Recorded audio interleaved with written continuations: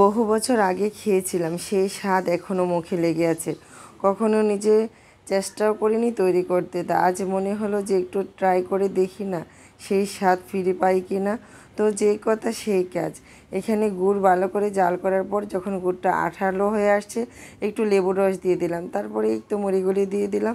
এটাকে বলে মুড়ি পাকানো। এটা গ্রাম বাংলার এক সময় ছিল খুব ঐতিহ্যবাহী একটা খাবার, যেটা বিয়ে বাড়িতে মানে বিয়ে বরের বাড়ি থেকে হোক আর কনের বাড়ি থেকে হোক, মেহমান আসতে মানে পিঠার সাথে মুড়ি পাকানো একটা নাস্তা মানে প্রচলন ছিল বা রেওয়াজ ছিল যেটাকে বলে। তো সেটা এখন আসলে আর হয় না, গ্রামেও এটা উঠে গেছে। তো আমার না হঠাৎ কেন জানি মনে হলো যে ওই খাবারটা একটু ট্রাই করে দেখি না আমি পারফেক্টভাবে পারি কি না। দেখি না, আলহামদুলিল্লাহ একদমই পারফেক্টভাবে পেরেছি। আর আমি তৈরি করার পরে আমার বাচ্চারাও ভীষণ পছন্দ করে খেয়েছে। তো এই তো মুড়ি পাকানোর পরে আজকে রান্না করতে একদমই ইচ্ছে করছিল না, ভালো লাগছিল না। আর যখন আমার একদমই ইচ্ছা করে না, ভালো লাগে না, তখন মাথায় যেটা আসে সেটাই চটপট করে রান্না করে দিই। তো কিছুটা মাংস নিয়ে এইভাবে একদম ভাজা ভাজা করে ঝাল ঝাল করে রান্না করে দিলাম। তো এভাবে রান্না করলে না ভাত দিয়েও খেতে ঝাল ঝাল মাংসটা ভালো লাগে, তারপরে বোনা খিচুড়ির সাথেও ভালো লাগে। যেহেতু ওয়েদারটা আজকে বৃষ্টি বৃষ্টি ছিল, তো ভাবলাম যে সাথে একটু খিচুড়ি না হয় রান্না করে দিই। তো আজকে একটু বোনা খিচুড়ি রান্না করে দিয়েছিলাম। তো এটা একটা বিকেলে নাস্তা হিসেবে আমি তৈরি করেছিলাম। দেখা যায় অনেক সময় দুপুরে রান্না করার পরে রাতে রান্না করতে ভালো লাগে না, মানে আবার বিকেলে নাস্তা তৈরি করব, রাতে রান্না করব।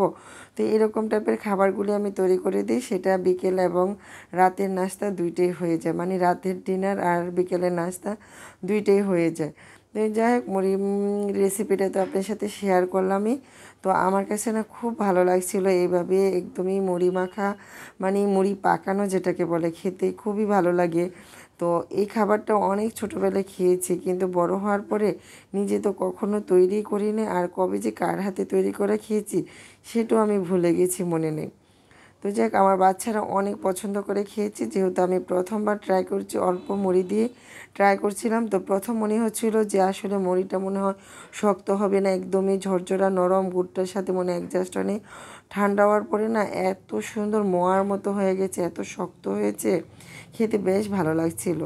আর এদিকে এই যে খিচুড়িটাও বসিয়ে দিলাম, আর চিকেনটা রান্না করার পর খিচুড়িটাও রান্না করে ফেললাম।